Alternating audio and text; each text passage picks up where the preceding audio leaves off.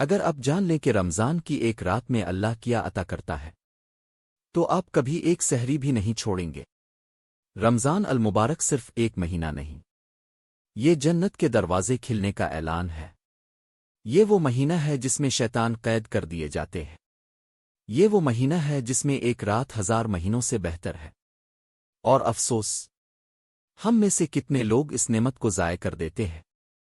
آج کا بیان سن کر آپ کا رمضان کبھی پہلے جیسا نہیں رہے گا۔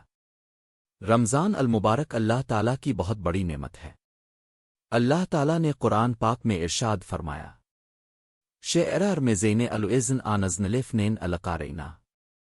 رمضان وہ مہینہ ہے جس میں قرآن نازل کیا گیا۔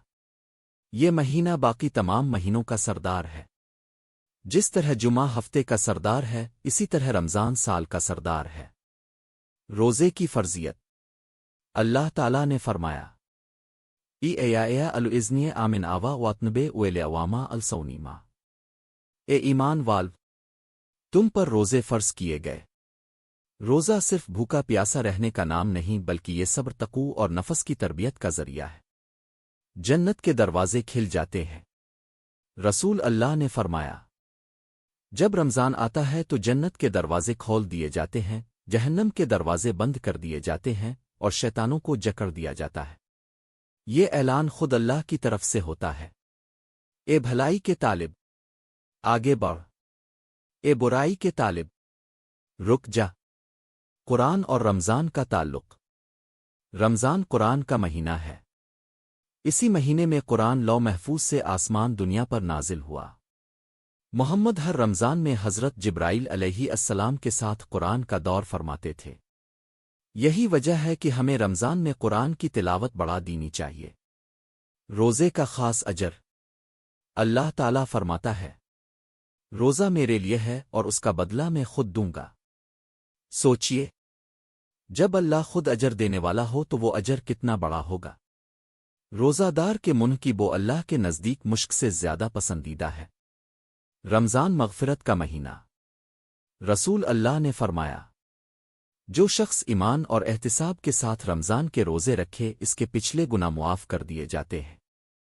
یہ موقع سال میں صرف ایک بار آتا ہے۔ افسوسناک حقیقت، رمضان آتا ہے، ہم چند روزے رکھتے ہیں، کچھ تراویح پڑھتے ہیں، اور پھر وہی پرانی زندگی۔ حالانکہ رمضان ہماری تقدیر بدلنے آیا ہوتا ہے۔ روزے کا اصل مقصد تقوی ہے۔ تقوی کیا ہے؟ دل میں اللہ کا خوف اور زندگی میں اللہ کی اطاعت۔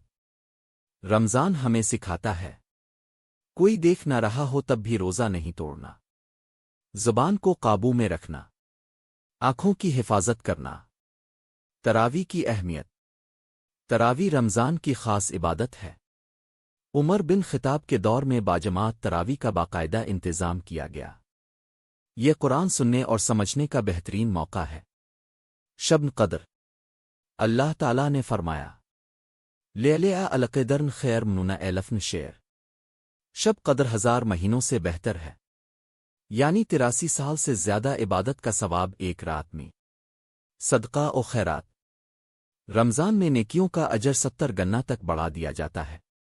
محمد رمضان میں سب سے زیادہ سخی ہو جاتے تھے۔ دعا کی قبولیت۔ روزہ دار کی دعا رد نہیں کی جاتی۔ افطار کے وقت دعا ضرور مانگیں۔ رمضان اور نفس کی اصلاح۔ یہ مہینہ خود احتسابی کا مہینہ ہے۔ ہمیں سوچنا چاہیے، کیا ہماری نماز درست ہے؟ کیا ہم حلال کما رہے ہیں؟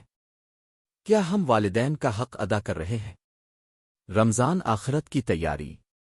یہ مہینہ ہمیں قبر کی یاد دلاتا ہے۔ بھوک اور پیاس ہمیں قیامت کے دن کی یاد دلاتی ہے۔ مہتن رسول اور رمضان۔